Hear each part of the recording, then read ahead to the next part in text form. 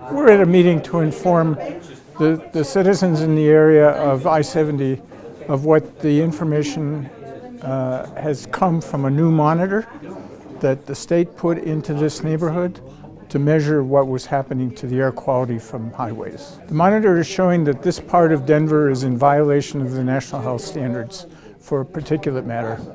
The fine particles are responsible for the most mortality from air pollution of any pollutant regulated under the Clean Air Act.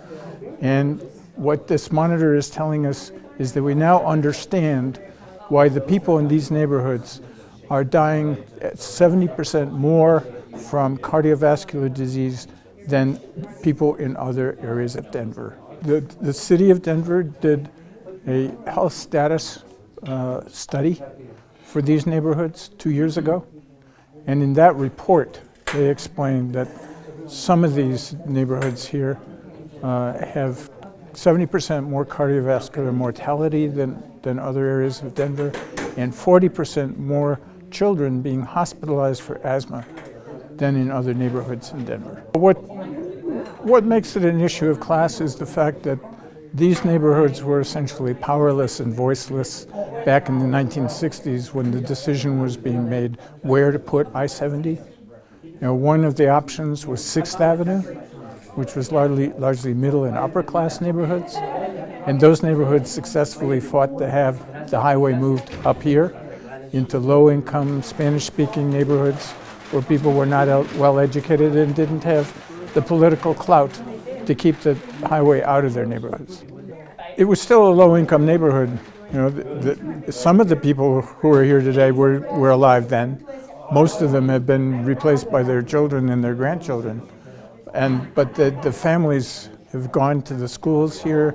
There are 5 schools along I-70 where the kids are being exposed not only at home and walking to school, but when they get to school, they spend all day in the pollution. They go out in the playground and they play in the pollution. And that's one of the reasons why there's so much more hospitalization for childhood asthma. In most of the major cities in the United States, in Chicago, in Atlanta, in New York City, Philadelphia, the highways got put in the low-income neighborhoods, the neighborhoods where people did not have the political clout to defend themselves from those kind of decisions. And we now have the Secretary of Transportation, Secretary Fox, who is a black man who grew up as a young boy in a neighborhood in Baltimore where there was an interstate highway put in, when he was growing up. And he's basically saying this comes as close to an environmental crime as there is.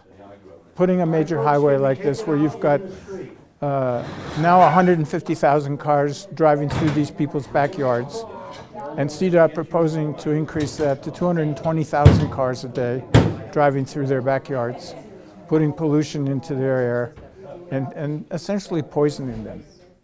That is something that we have an opportunity here in the Denver area to reverse by moving the traffic up onto I-76 and I-270, which is what this map is all about, is looking at, what could we do with the traffic? How could we do this differently and protect these neighborhoods from the pollution that they've been exposed to for the last half century? We don't have to continue to poison the air in these neighborhoods. CDOT has consistently represented that there is no health concern associated with the pollution from the highway, that the new highway is not going to make things worse, and that there are no health consequences that need to be investigated as part of the highway project. And the new monitor clearly tells us that's not true. The new monitoring data was available before CDOT released the final environmental impact statement, and they did not even mention it. It's totally ignored. Yes, it's illegal. That they have an obligation under the National Environmental Policy Act to disclose what the impacts are on communities, including health, and they've completely swept that under the rug.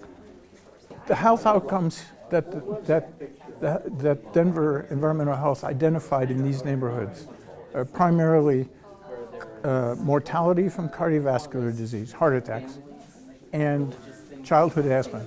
Those are the 2 pollutants that EPA has identified nationally as most caused by exposure to the pollution from highways. This is something that has been documented now over the last 10 years.